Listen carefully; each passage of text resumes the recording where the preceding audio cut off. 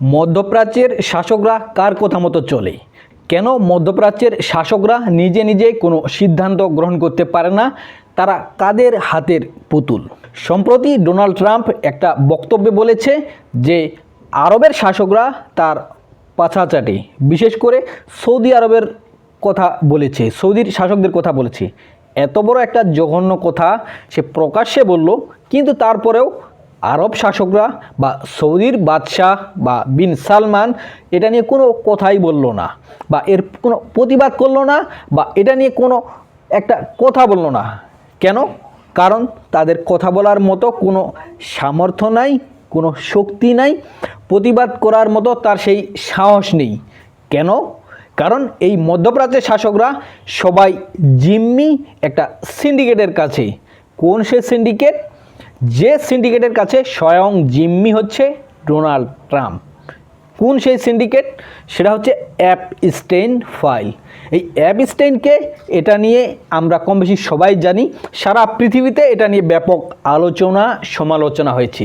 এই অ্যাপস্টেইন এমন একজন ব্যক্তি যে মোসাদের হয়ে কাজ করে এবং শুধু যুক্তরাষ্ট্রের ক্ষমতাশালী ব্যক্তি বা প্রেসিডেন্ট, ক্ষমতাশালী ব্যক্তিদেরকেই ব্ল্যাকমেইল করেনি, বরং এই অ্যাপস্টেইন পৃথিবীর সমস্ত প্রেসিডেন্ট, শাসক বা বড় বড় যারা ব্যক্তি রয়েছে, যারা দেশের গুরুত্বপূর্ণ ব্যক্তি, তাদেরকে অ্যাপস্টেইন তার দ্বীপে আমন্ত্রণ জানায়। সেখানে তাদেরকে বিনোদন দেয়, যত অপকর্ম আছে সেগুলো তাদেরকে করার সুযোগ দেয়। আর এই অপকর্ম করার পর এই অপকর্ম যে তারা করেছে সেগুলো অ্যাপস্টেইন ক্যামেরার বন্দি করে রাখে, এবং এই ক্যামেরা বন্দি তার সমস্ত ডকুমেন্টস দিয়ে পরবর্তীতে এই শাসকদের, এই ক্ষমতাশালী ব্যক্তিদেরকে ব্ল্যাকমেইল করা হয়। আর এই ব্ল্যাকমেইলের বর্তমান সর্বশেষ শিকার হচ্ছে ডোনাল্ড ট্রাম্প। এটা এখন ওপেন সিক্রেট, এবং এটা আমেরিকার যারা গুরুত্বপূর্ণ ব্যক্তি আছে তারাও এখন প্রকাশ্যে স্বীকার করছে যে ডোনাল্ড ট্রাম্প এই আমেরিকাকে এই যুদ্ধে নিয়ে গিয়েছে মূলত অ্যাপস্টেইন ফাইলের কারণেই। এখানে আমেরিকা এই যুদ্ধে জড়াতে চায়নি, ডোনাল্ড ট্রাম্প নিজেও এই যুদ্ধে জড়াতে চায়নি, কিন্তু ডোনাল্ড ট্রাম্প বাধ্য হয়ে এই যুদ্ধে জড়িয়েছে মূলত অ্যাপস্টেইন কেলেঙ্কারির কারণে, অ্যাপস্টেইন ফাইলের কারণে। না হলে ইতিমধ্যে ডোনাল্ড ট্রাম্পের কিছু গুরুত্বপূর্ণ জিনিস ফাঁস করে দিয়েছে, এবং তাকে অবশ্যই ব্ল্যাকমেইল করা হয়েছে। না হলে তোমার এই বিভিন্ন ভিডিও ফুটেজ সহ আরও যত জিনিস রয়েছে এগুলো ফাঁস করে দেওয়া হবে। অতএব তুমি এই যুদ্ধে জড়াও, না হলে তোমার সমস্ত কিছু ফাঁস করে দেওয়া হবে। ফলে ডোনাল্ড ট্রাম্প আমেরিকাকে এই যুদ্ধে নিয়ে গেছে।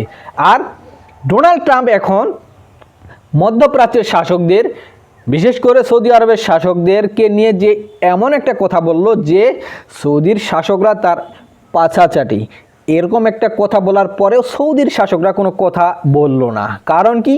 এই যে দেখুন, বিন সালমান কার সাথে আছে? অ্যাপস্টেইনের সাথে। অর্থাৎ এই বিন সালমানও এই অ্যাপস্টেইনের হাতের পুতুল। এই বিন সালমানও অ্যাপস্টেইনের দ্বীপে গিয়েছে এবং সেখানের সেসব কুকর্মের সঙ্গী হচ্ছে এই বিন সালমান। অর্থাৎ এদের চরিত্র হচ্ছে জঘন্য। এরা এই দ্বীপে গিয়ে মনে করছে এখানে তো এখন সব আমার জন্য হালাল। সে ছোট ছোট মেয়েদের সাথে আকাম কুকাম করেছে, আরও উল্টাপাল্টা যা আছে সব করেছে। আর এই অ্যাপস্টেইন সেগুলো ফাইল করে রেখেছে, ভিডিও করে রেখেছে, এখন ব্ল্যাকমেইল করছে। ফলে দেখা যায় যে এই শাসকরা কোনো দিনও নিজস্বভাবে কোনো সিদ্ধান্ত নিতে পারে না। শুধু বিন সালমান নয়, বিন জায়েদও কিন্তু অ্যাপস্টেইনের সাথে যুক্ত। শুধু বিন জায়েদ নয়, এরকম যারা শাসক রয়েছে মূলত প্রত্যেকেই এই সিন্ডিকেটের হাতে জিম্মি। অর্থাৎ মধ্যপ্রাচ্যের প্রত্যেকটা শাসকই এই অ্যাপস্টেইনের সাথে জড়িত, এবং ফলে তারা একা একা কোনো সিদ্ধান্ত গ্রহণ করতে পারে না। কারণ তাদেরকে ব্ল্যাকমেইল করা হয়, তাদেরকে বাধ্য করা হয় তাদের কথা মতো চলতে। ফলে আমরা দেখতে পাচ্ছি এখন এমন একটা সময় যখন মধ্যপ্রাচ্যে আমেরিকার সমস্ত ঘাঁটি ধ্বংস করে দিয়েছে ইরান। মধ্যপ্রাচ্যের দেশগুলোর নিরাপত্তার নামে আমেরিকা এখানে চারদিকে সেনাঘাঁটি তৈরি করে মূলত ইসরায়েলের নিরাপত্তা দিয়েছে। আর এখন তারা নিজেদের ঘাঁটিগুলো পর্যন্ত রক্ষা করতে পারে নাই। মধ্যপ্রাচ্যের নিরাপত্তা তো দূরে থাক, ইসরায়েলের নিরাপত্তা তো দূরে থাক, তারপরেও মধ্যপ্রাচ্যের রাষ্ট্রগুলো আমেরিকার কথা আর বাইরে যেতে পারছে না, ইসরায়েলের কথা আর বাইরে যেতে পারছে না। কারণ কি, এই যে শাসকরা যারা সিদ্ধান্ত নেবে, এই শাসকদেরকে অনেক আগে থেকেই তারা বন্দি করে রেখেছে তাদের সেই জালে। কোন জাল? এই যে কেলেঙ্কারিগুলো, তাদের অপকর্মগুলো, সেগুলো তাদের কাছে সংরক্ষিত, ফলে তাদেরকে যেটা তারা বলবে সেটা করতে বাধ্য।